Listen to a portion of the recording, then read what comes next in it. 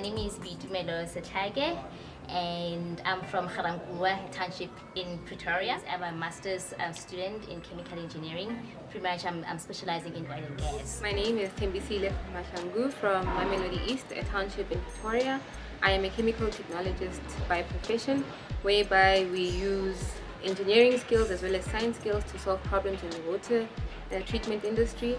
And I hold a qualification in chemical engineering, which is a master's degree, and currently pursuing a doctorate degree, also in chemical engineering. Within the research that I do is that I look into crude oil production and looking at ways to produce the crude oil in an efficient way. And so the crude oil is used in refineries where the end product is paraffin. We're looking at petrol, diesel, jet fuel, and some chemicals that we transfer to polymer plants, where then you have plastics such as the ones used for chain manufacturing, are used, and also in pharmaceutical companies. That's where the raw material to design certain containers or even medicine comes from. It comes from the byproduct of crude oil. So the problem that I'm solving is the problem of water treatment and also water quality. And we are removing heavy metals using nanotechnology in the form of nanoadsorbents. And also we are trying to reuse the nanoadsorbents in order to reduce secondary waste. When I look back into my childhood, the most, thing that I can think of that was a major challenge is gaining access to information, particularly so when you're looking at higher education, information and careers as a whole. Because when we were growing up, it was either when you're taking the science stream, you will be an engineer or a doctor. So when you're looking at other careers that you can look into, there was not much information.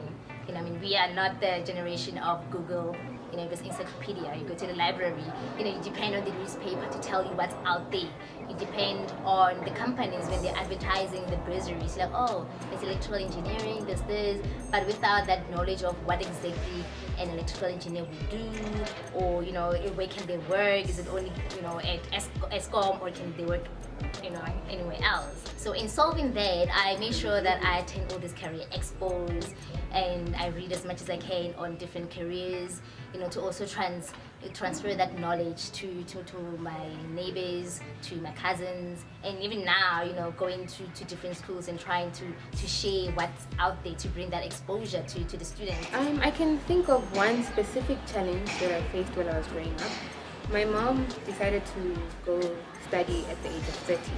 So I was left with my grandmother and my father, and that was at a tender age of 7. And so she was away for 3 whole years, although I saw her now and then. And another thing was, my dad was not residing with us at the time, so he'd also visit me occasionally. So I had to then at some point become a caregiver to my grandmother, who fell ill at some point as well. And at that point I felt that I was neglected by both my parents, especially my mom. I didn't understand why she was doing what she was doing.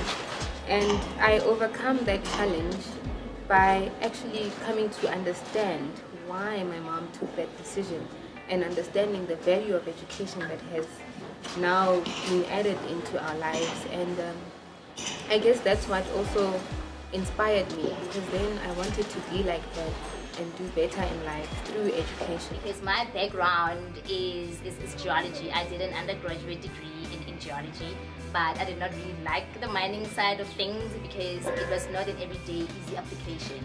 So when I had the opportunity to be in the oil and gas industry, I realized that what I'm doing, it impacts so many people, around the world, and everything pretty much, all we do, almost 90% of what we have, or what creates the world that we live in, is a product of crude oil.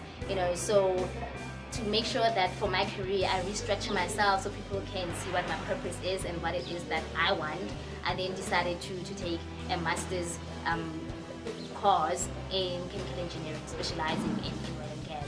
So what I enjoy about what I do, research and the work experience I've come to have, is firstly the traveling and meeting new people around the world.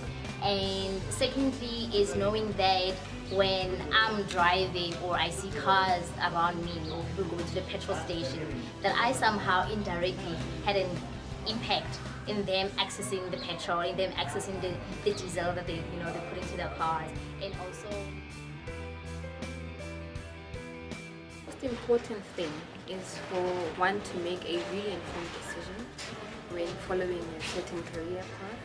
And once they have committed to that career path, they must really be dedicated, they must be passionate, and they must be resilient, because not everything is going to work out the way you planned it to. But if you do not have resilience, then you tend to give up quite easily. And also, there's a Chinese philosopher that once said that should you love what you do, then you will never work a single day in your life. an advice that I will give to the learners who would like to follow a similar career path as myself, is to be well informed first. To make well informed decisions, to do their research. I mean, there's so many resources out there. They must use that to their advantage. Work with what they have currently, and not waste time with irrelevant things, but to use that time, their free, internet that they get at school, to research different careers and exactly to find out what it is that they will do on a day-to-day basis. And to never give up, they mustn't close themselves and think about their background as a stepping block or as a stop sign or just this big wall in front of them, and stay positive. Nothing is impossible.